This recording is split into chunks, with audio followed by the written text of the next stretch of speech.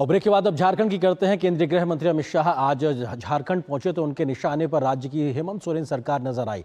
उन्होंने कहा कि लव जिहाद हो या फिर लैंड माफियाओं को संरक्षण देना हो, इसमें राज्य सरकार इस प्रकार से काम कर रही है कि झारखंड में आदिवासियों का जो जनसंख्या है उसमें एक असंतुलन पैदा हो गया। अपने आप में ये तरीके से उन्होंने आरोप लगाया कि इस पर श्वेत पत्र लाने की जरूरत है। उन्होंने इस बात का भी जिक्र किया कि कैसे तमाम प्रकार की ऐसी कोशिशें की जानी चाहिए ताकि राज्य में आदिवासियों के हक और हुकूक संरक्षित रह सके, और इस पर कहीं ना कहीं लगाम लगाने की जरूरत है, जिसमें राज्य की हेमंत सोरेन सरकार और जिसमें कांग्रेस भी सहयोगी है, वो दोनों ही दोषी हैं। क्या कुछ कहा उन्होंने, आइए आपको सुनाते हैं इस खबर में।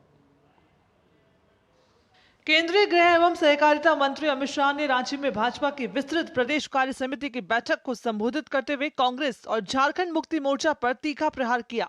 अमित शाह ने कहा कि राज्य में लैंड और लव जिहाद के जरिए असंतुलन पैदा करने की साजिश रची जा रही है, लेकिन मौजूदा हेमंत सोरेन सरकार को सिर्फ वोट बैंक की चिंता है। उन्होंने कहा कि अगर भाजपा की सरकार आती है तो राज्य में आदिवासियों की घट रही जनसंख्या पर श्वेत पत्र लाया जाएगा।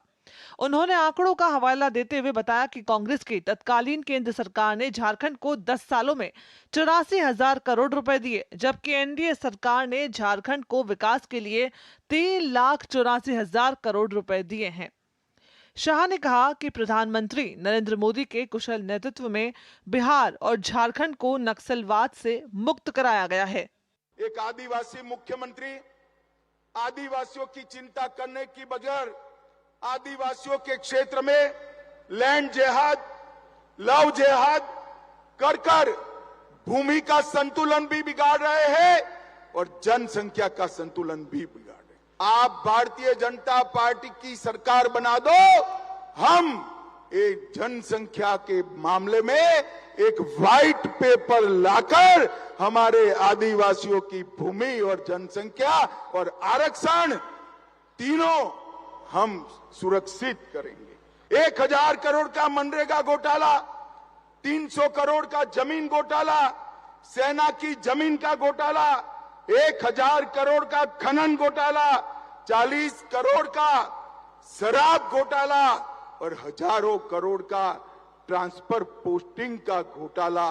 एक घोटाला करने वाली सरकार है, ये वादा खिलाफी करने वाली। राहुल गांधी पर निशाना साधते हुए केंद्रीय गृह मंत्री ने कहा कि गांधी के तौर तरीकों से अहंकार झलकता है। लोकसभा चुनाव में एनडीए को पूर्ण बहुमत मिला है। भाजपा ने अपने बूते 240 सीटें जीती हैं। इंडी गठबंधन के सभी दलों की संख्या को मिलाकर भी 240 सीटों तक नहीं पहुंची है।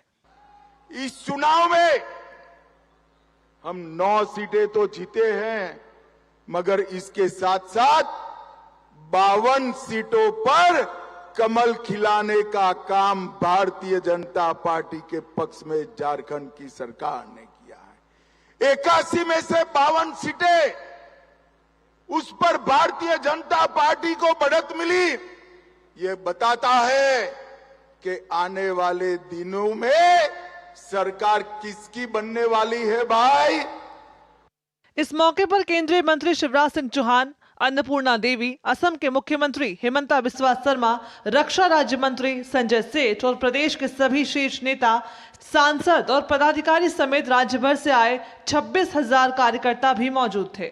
रांची से विकास और सोमेश के साथ दिवाकर कुमार की रिपोर्ट, डीडी न्यूज।